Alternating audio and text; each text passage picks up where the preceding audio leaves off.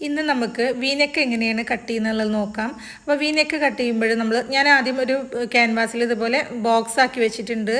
അപ്പം നമുക്ക് നെക്കിൻ്റെ അളവ് കിട്ടുന്നതിനേക്കാളും 1 ഇഞ്ച് നെക്കിൻ്റെ വീതി കൂട്ടിയെടുക്കണം കേട്ടോ, വീനെക്ക് ആകുമ്പോൾ മാത്രം.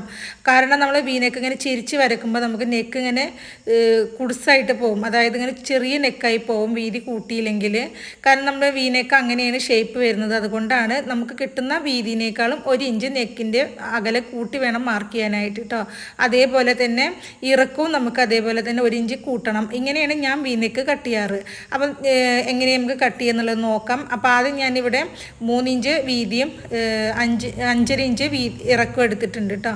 ഇനി നമുക്ക് മുകളിൽ നിന്ന് ഇങ്ങോട്ട് ഈ താഴ്വശത്ത് ഈ മൂലഭാഗത്തേക്ക്, അതായത് നമ്മൾ ഫോൾഡ് ചെയ്ത് മടക്കി വെച്ച ഭാഗത്തേക്ക് ഇതേപോലെ ഒന്ന് ചേരിച്ച് മാർക്ക് ചെയ്ത് കൊടുക്കുക.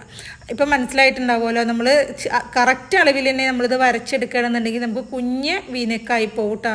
അപ്പോൾ അതിന് വീതി കിട്ടാൻ വേണ്ടിയിട്ടാണ് ഞാൻ പറഞ്ഞത് 1 ഇഞ്ച് വീതിയും 1 ഇഞ്ച് ഇറക്കും കൂട്ടിയിട്ട് വേണം നമുക്ക് വീനെക്ക് കട്ട് ചെയ്തെടുക്കാനായിട്ട്.